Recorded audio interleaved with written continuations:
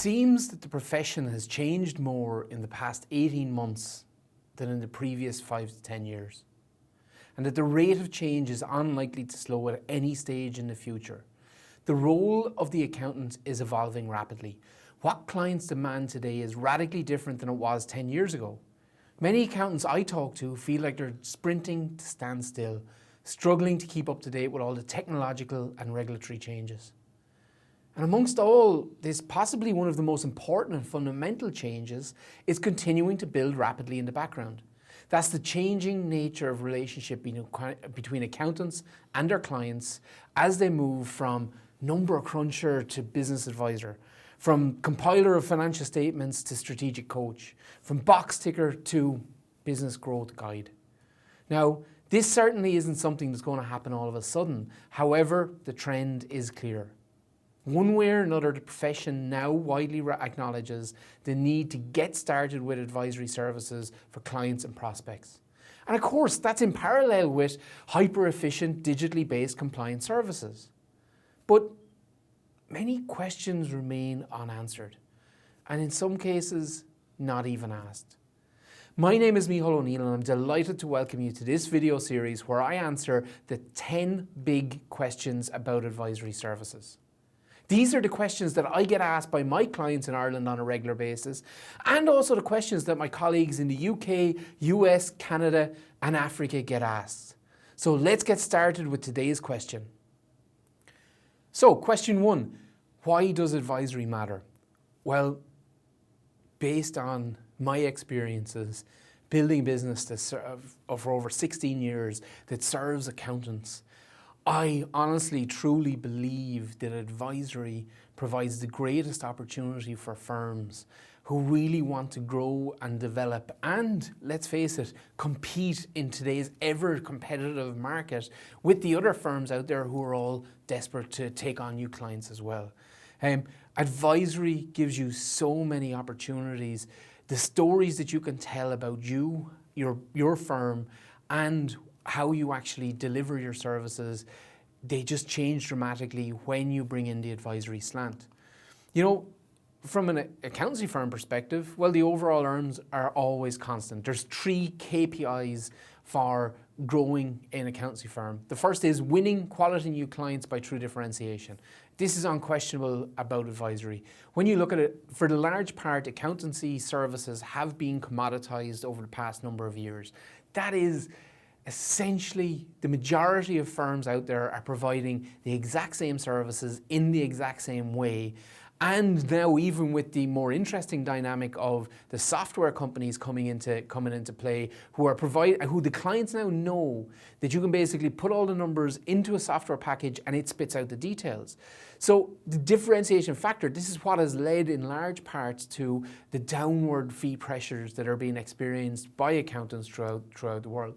So from an advisory perspective, and you know, when you can actually verbalize that you're not just about compliance, you're actually about helping your clients grow and develop their business, it brings a whole new dynamic and a whole level of differentiation to you and your firm, which will make it far easier for you to win new clients.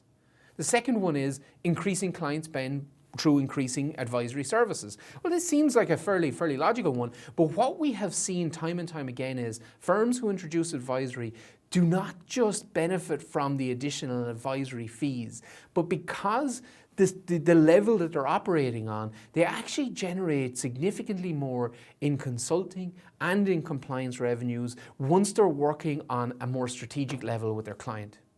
The third element here is nurturing client relationships by structured engagement. You know, so many firms and accountants that I talk to are heavily focused on the winning new clients, and that's really how they, they look at growing their practice. But one of the elements that I think is overlooked far too often is making sure you keep the clients that you want to keep.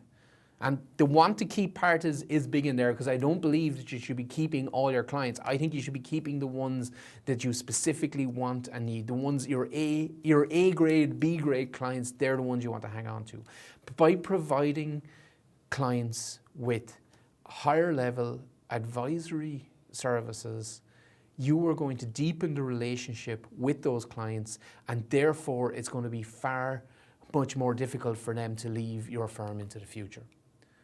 It is unquestionable that the digital revolution is one of the key driver factors between everything that, kind of we're talking about here. And it is a true revolution. Modern clients, their demands have changed significantly over the past, over the past 10 years.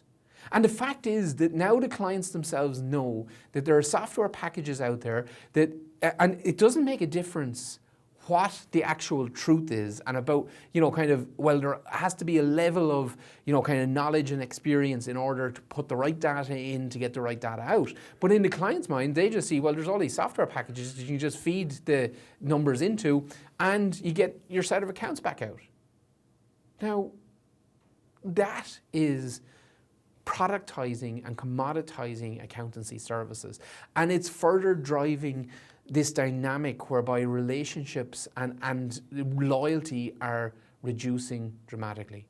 So this demystification dynamic is driving a lot of the changes that we're seeing. But, there's a very simple answer. And that's a two-pronged strategy. And there's largely consensus about this within the profession. This two-pronged strategy to future-proof your firm in a modern digital age. The first is efficiency. So that's becoming hyper-efficient with your traditional compliance services. Because I, for one, am not one of these people who's out scaremongering about the fact that compliance services are going to disappear. They are absolutely not. And I believe even with the advancements in artificial intelligence and in the software programs, there's still going to be an element of compliance services long into the future. Okay, at some stage they may go, but we're not talking about in the next, 5 to 10 years. There will still be an element. On what element? And what we want to do is we want to make sure that we are hyper efficient at performing that we adopt cloud and online technology. The second thing is that we're growth effective. And that is largely going to be done through developing advisory services in an effective way to complement your hyper efficient compliance services. And this isn't an either or, it's a both. It's a two-strong strategy to future-proof your firm. And look at, I think this is because when you start taking an advisory-led approach to helping your clients grow and develop their business, it is undoubtable that the winners are all around. Your clients are going to win, you're going to win, and in a larger part, the wider community is also going to win. But we have to be very careful that we don't let change creep up on us. Yes, it is true. Profits are holding up, and firms, they're busier than ever. We help in OmniPro, we help accountants, with all their compliance and with all their regulatory issues. And we see it day in, day out. The one thing in every single survey, every conversation, every time we're talking to an accountant, we're busy, we're too busy to this, we're too busy to do that. And yes, it's hard to kind of sort through everything that's vying for your attention. But it is important to plan for a successful future. And the thing is, this isn't going to something that's just going to happen overnight. You aren't suddenly going to go walk into your firm and it's going to be all about advisory.